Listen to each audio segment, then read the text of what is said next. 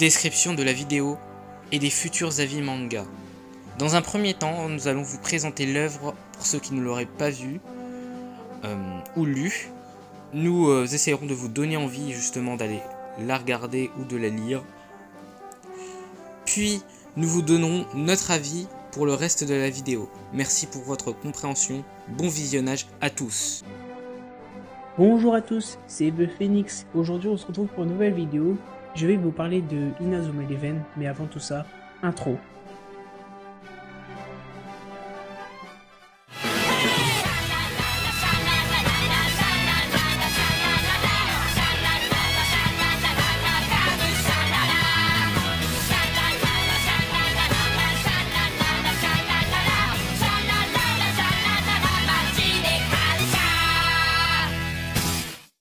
Inazuma Eleven est un jeu de rôle développé et édité par Level 5, sorti au Japon en 2008 sur Nintendo DS. Il est sorti en 2011 en Europe. C'est le premier épisode de la série Inazuma Eleven qui a rapidement fait naître des produits dérivés apportant tels qu'une série animée, un manga ou un jeu de cartes. Mais Inazuma Eleven est tout d'abord un jeu de rôle façon Pokémon et l'univers du football façon Shonen. Mark Evans, le héros du jeu, est un jeune gardien de football qui rêve de participer au Football Frontier, le tournoi national pour les jeunes collégiens. Et au fur et à mesure de cette histoire, nous allons apprendre à connaître plusieurs personnages, du genre Axel Blaze et l'attaquant de feu, Nathan Swift, Kevin Dragonfly ou Jude Sharp, et plein d'autres. Mark Evans est un personnage particulier. Il a le pouvoir de ne jamais abandonner et d'encourager toujours ses coéquipiers. Même dans l'adversité, il a toujours le dernier mot. Mark Evans dévoue une grande admiration pour son grand-père, qui lui-même faisait partie du légendaire 11 de Raymond. Son grand-père, David Evans, était lui-même un grand gardien de but. David Evans a laissé pour son petit-fils des cahiers avec des super techniques dedans, du genre la main céleste, ou les mains de l'infini, etc. En sachant que Mark Evans est le seul à pouvoir déchiffrer cette écriture. Dans le jeu édité par Level 5, on pourra découvrir que partout où Mark Evans ira, il découvrira plein de cahiers cachés, avec des super techniques beaucoup plus puissantes que les précédentes. Inazuma Eleven est plus qu'un manga ou un anime, c'est une aventure à vivre avec les joueurs de Raymond. Dans cette partie de la vidéo, je vais donner mon avis sur Inazuma Eleven. Tout d'abord, Mark Evans, capitaine de l'équipe de Raymond, réussit à remporter le Football Frontier contre l'équipe de Zeus. C'était un moment magique. J'ai beaucoup apprécié ce moment. Dans la deuxième partie de Inazuma Eleven 2, le collège Raymond est détruit et la Terre est menacée par des extraterrestres.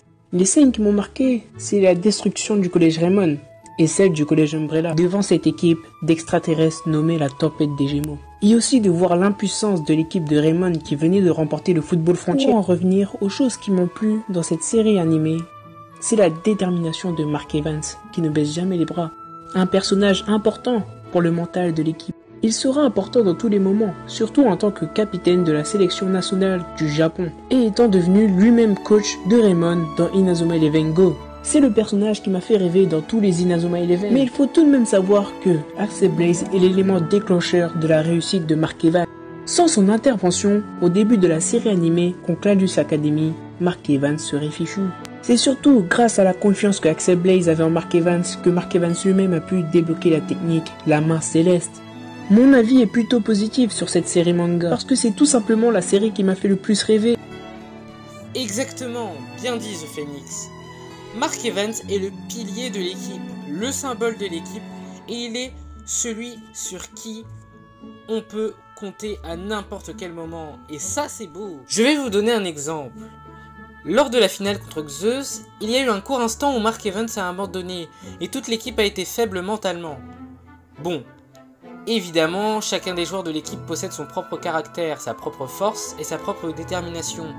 Ils peuvent donc se surpasser à n'importe quel moment. Bon, pour ce qui est du scénario, il reste similaire aux autres animes de sport. Et je ne trouve pas spécialement intéressant le développement des personnages. Mais certains restent classe quand même. Mais pour moi la chose qui aura permis au scénario d'Inazuma Eleven de se démarquer, c'est bien sûr son antagoniste principal, Redark. Malgré le dénouement de son développement qui aura su me mettre perplexe, il fut un antagoniste marquant. car il est l'opposé de Mark Evans, mais en plus terrifiant. On peut voir tout au long de la série sa détermination à détruire le football. En réalité, La passion pour le foot de Mark et la haine du football de Dark sont reliés à un même événement commun. L'arrivée de David Evans dans la sélection japonaise.